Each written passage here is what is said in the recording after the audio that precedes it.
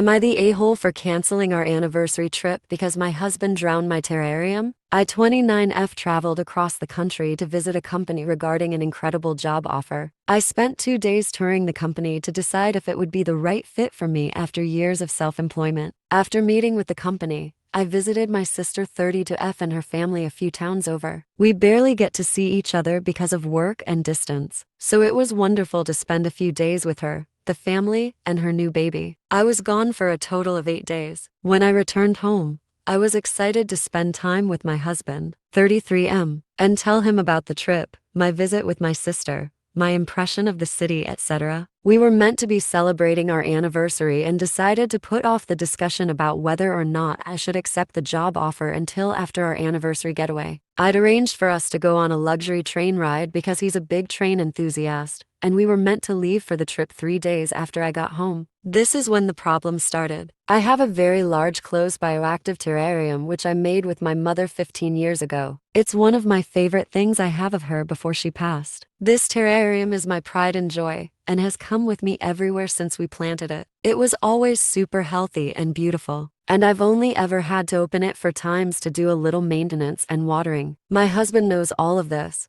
which is why I don't understand why he decided to tamper with it in my absence. I didn't notice the night I got home because I was exhausted, but the next morning, I went to check on the terrarium to find it in a terrible state. The roots were rotting and the plants were dying and molding. He told me that he poured a few cups of water into the vessel the day I left and sealed it again. I was so mad I cried, and it turned into a huge argument because it's just a plant and all you do is look at it anyway. He called me ungrateful and overdramatic, and I should appreciate that he intended to help me and that he didn't ask because he didn't want to bother me on my trip. I ended up canceling our anniversary plans, partly because I was so upset that I didn't want to go, and partly because I wanted to try and salvage the plants, and that would require time. He hit the roof when I told him and is now sleeping in a separate room and refusing to speak to me because, according to him, I'm being petty and trying to destroy our marriage. Am I being oversensitive about my plants? My friends are evenly split and have pointed out that he was just trying to be thoughtful, however misguided it was. So am I the a-hole? Here are the top comments, plus Opie's reply. Not the a-hole, and I doubt your husband was trying to help. Firstly,